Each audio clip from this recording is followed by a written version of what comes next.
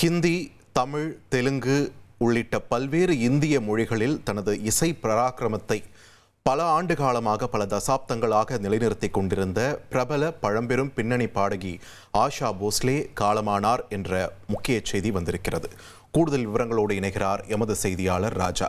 ராஜா, வணக்கம். ஆஷா போஸ்லே அவர்களுடைய மரணச் செய்தி தற்பொழுது வெளியாகி இருக்கிறது. உடம்பு சரியில்லைன்னு சொல்லிட்டு மருத்துவமனையில் அனுமதிக்கப்பட்டிருந்த நிலையில இது பற்றி நமக்கு கிடைத்திருக்கக்கூடிய தகவல்கள் என்னென்ன விரிவாக பதிவு பண்ணுங்க. வணக்கம். இந்திய திரையுலகின் இசைக்குயல் என அழைக்கப்படும் பத்ம விபூஷன் விருது பெற்ற பாடகி ஆஷா போஸ்லே நேற்று உடல்நிலை குறைவு காரணமாக மும்பையில் உள்ள ஒரு தனியார் மருத்துவமனையில் அனுமதிக்கப்பட்டிருந்தார். அவருக்கு வயது 92.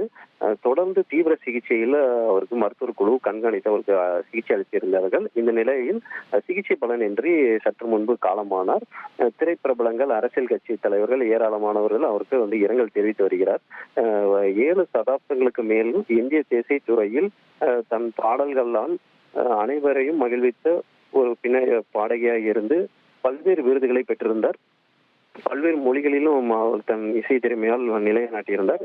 மேலும் தமிழில் குறிப்பாக மாதவன் நடிப்பில் வெளியான அலைப்பாதை படத்தில் செப்டம்பர் மாதம் என்ற பாடலை ஏ.ஆர். ரஹ்மான் இசையில் பாடியிருந்தார். இளையராஜா, எஸ்.ஏ. ராஜ்குமார், தேவா, ஏ.ஆர். ரஹ்மான், வித்யாசாகர் உள்ளிட்ட பல்வேறு இசையமைப்பாளர்களும் அவர் பணியாற்றியிருந்தார். கடைசியாக வித்யாசாகர் இசையில் சந்திரமுகி படத்தில் கொஞ்ச நேரம் என்ற பாடலை அவர் பாடியிருந்தார்.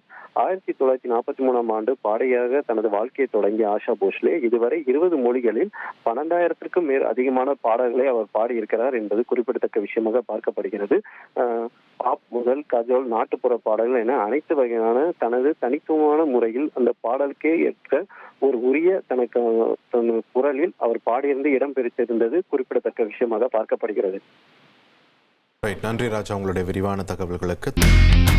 இனி செல்லும் இடமெல்லாம் செய்தி. தந்தி டிவியின் வாட்ஸ்அப் சேனலை ஃபாலோ பண்ணினா செல்ல இருக்கும் இடமெல்லாம் செய்தி.